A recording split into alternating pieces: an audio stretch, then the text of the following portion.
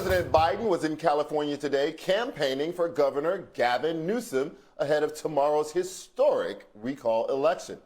Voters will head to the polls to decide if they want to keep Newsom or if they want to elect a new governor. Newsom will need at least 50% of the votes to keep his job. So far, it's looking good for him. Based on polling analyzed by 538.com, as of today, 57.5% of voters say they're going to stick with Newsom. Of Newsom's 40-plus opponents, Republican and conservative radio host Larry Elder appears to have the best chance of unseating him.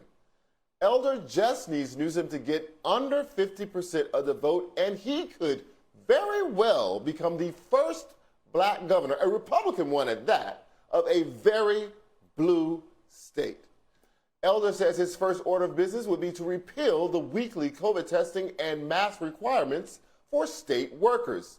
As of today, polls show about 28% of voters say they're supporting Elder.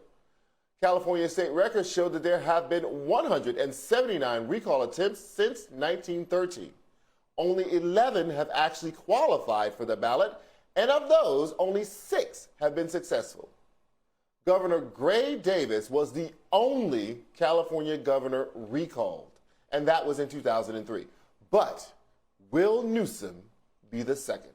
Here to discuss the possible outcomes is Los Angeles Times columnist Erika D. Smith. Erika, so what is the latest going into tomorrow's election? What do you on the ground in California believe is going to happen tomorrow?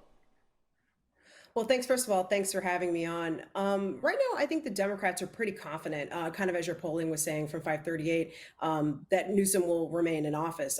Some of the comments out of the Democrats in the last few hours have been, even more than confident. Biden, as you said, has been here today, stumping for Gavin Newsom. The vice president was here a few days ago, doing the same.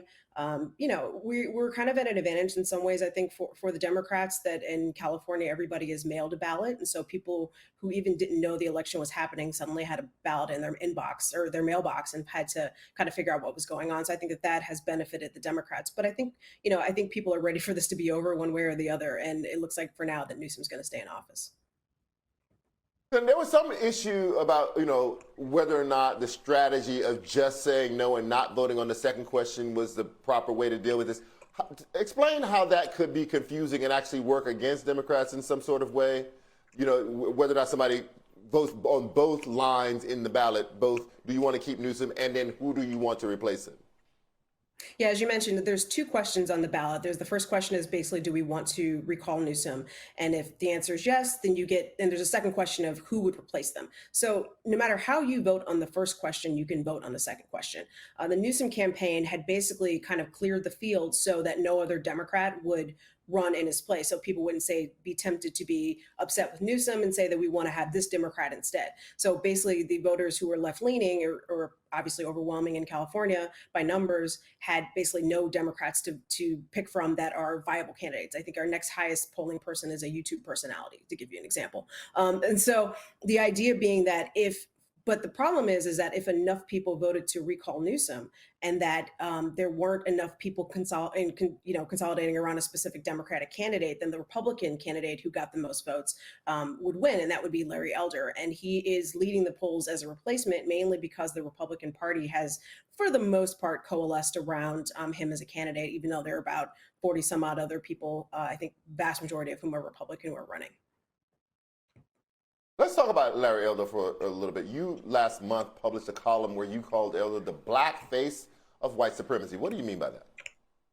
Well, I mean, he's a person that basically has built an entire career on antagonizing the Black community. I mean, every single policy that's mostly been promoted by our left-leaning Black delegation he's opposed. And he's not just opposed it, just out of political will, but has basically insulted people, called them names, antagonized them, tried to poke pick fights with them, debate them. And, he's done this for his audience, which is primarily white. He's done that on his radio show. He's done that online. He's done it on Fox News and other right wing news organizations or outfits. And so it's kind of one of those things where most of what he's promoting is not for Black people. He talks about Black people more than, to us and what he's going to do for us. And so for that reason, there's a lot of people here that don't feel like he is a candidate for Black people, or for that reason, for people of color, particularly Latinos.